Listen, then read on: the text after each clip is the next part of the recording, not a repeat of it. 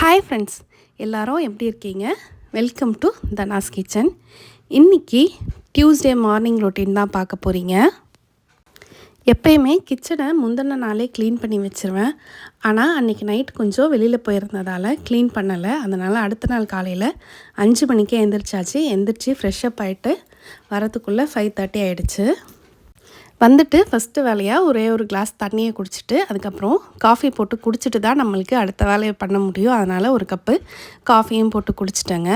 குடிச்சிட்டு முதல் வேலையாக நம்மளோட கேமராமேனை தான் செட் பண்ணியிருந்தேன். கேமராமேனையும் செட் பண்ணிவிட்டு அதுக்கப்புறம் கிச்சனை ஃபுல்லாக க்ளீன் பண்ணிவிட்டு ஃபஸ்ட்டு ஸ்டவ்வை தாங்க க்ளீன் பண்ணி எடுத்துக்கிட்டேன்.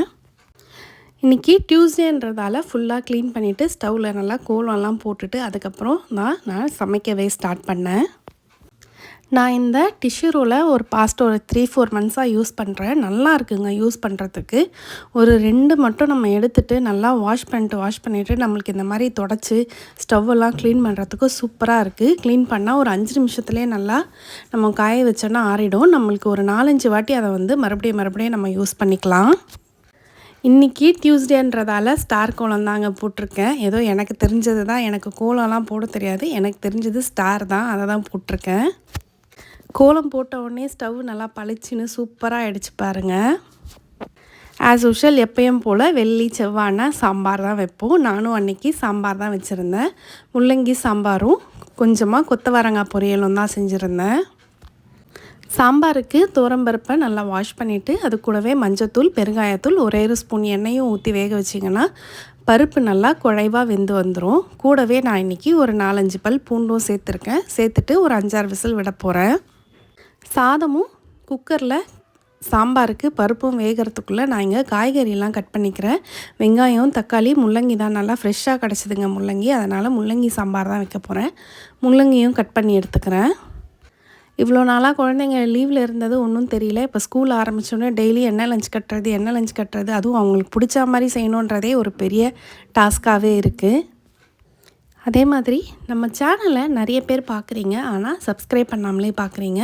அதனால் சேனலை சப்ஸ்கிரைப் பண்ணி வச்சுக்கோங்க. சப்ஸ்கிரைப் பண்ணிவிட்டு லைக் அண்ட் ஷேர் பண்ணுங்கள். அப்போ தான் நான் போடுற வீடியோஸ் உங்களுக்கு பிடிக்குதா இல்லையா அப்படின்றது எனக்கு தெரிய வரும்.